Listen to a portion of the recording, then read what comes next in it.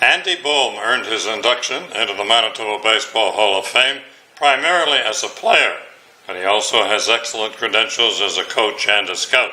Andy, who and what got you started in minor baseball in Portage-la Prairie? Well, I'd have to say my dad playing catch with me on the front street in Portage-la Prairie, the north end of Portage-la Prairie. I quickly realized that it was a game I enjoyed, and I remember my first coach was a coach named Harry Kinzilo, and he didn't have a huge formal background in baseball, but he was just out there for the kids, and he made the game fun. You have a baseball background that took you to college play in Iowa and Georgia, also to Canada's national youth team, and then prominently for 22 years in the Manitoba Senior Baseball League. In that experience, what stands out as a career highlight for you?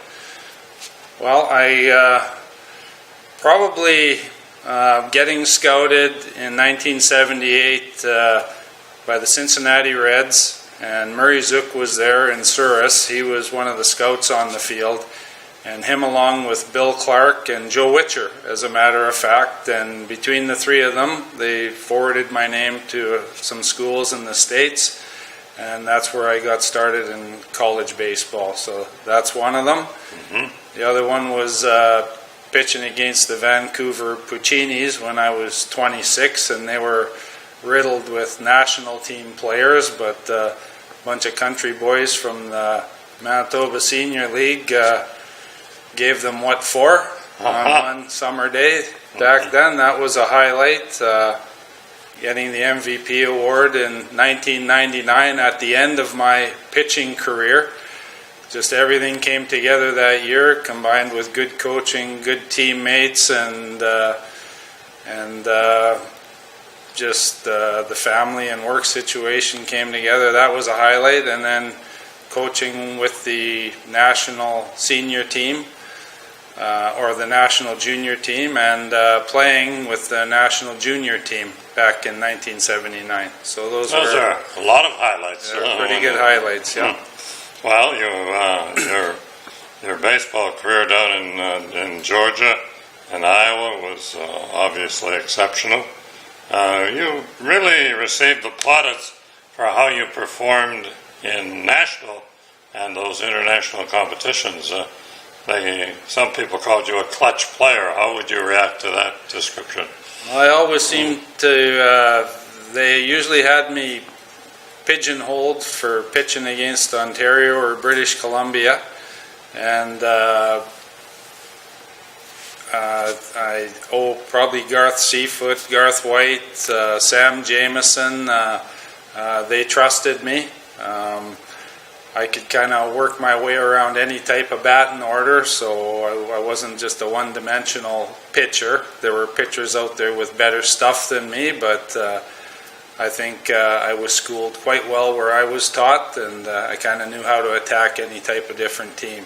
You absorbed the fundamentals very, very well. I did. I had some of the best coaches in the game in North America help me out. Yes, when you played in that highly competitive NCAA Division I in Georgia, I'm sure that you had some special memories there.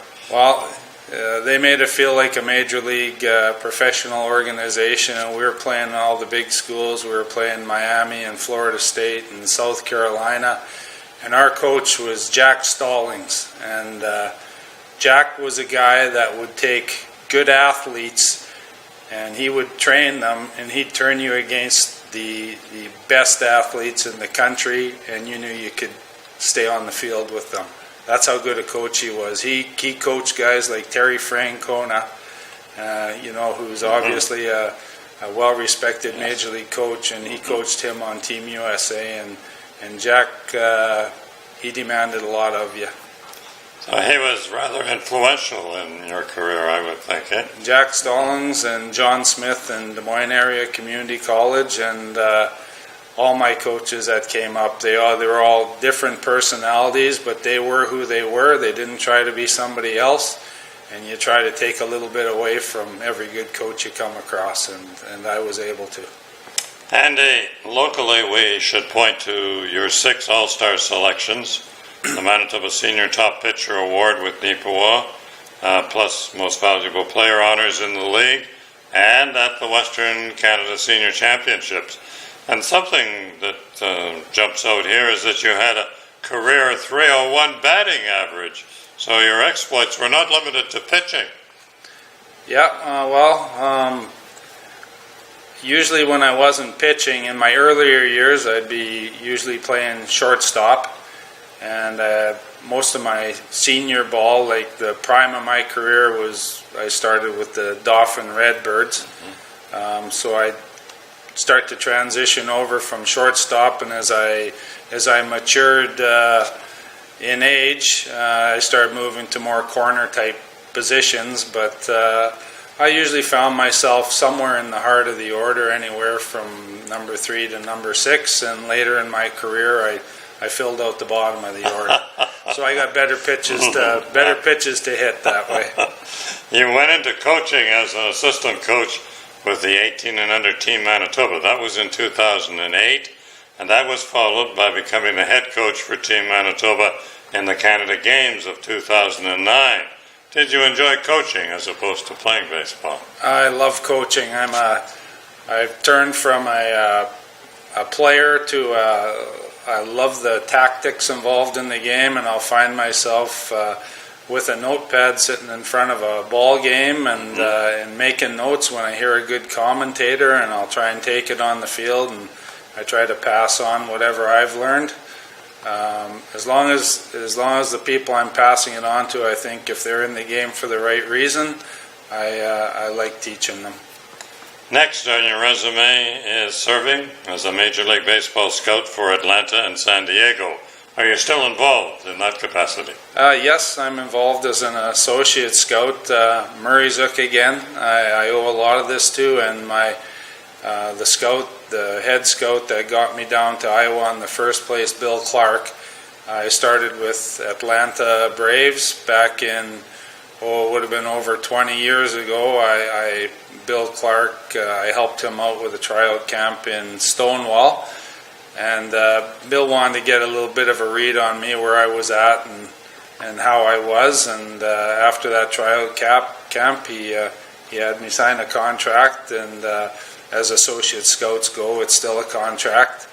And then I followed Bill over from Atlanta. He switched over to San Diego. He became the international scouting supervisor.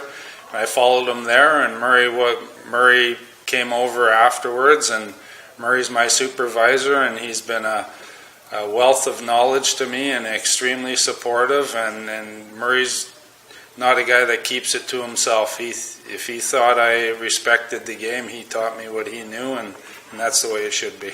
Andy, you've mentioned early coaches that you played for and who helped you along the way.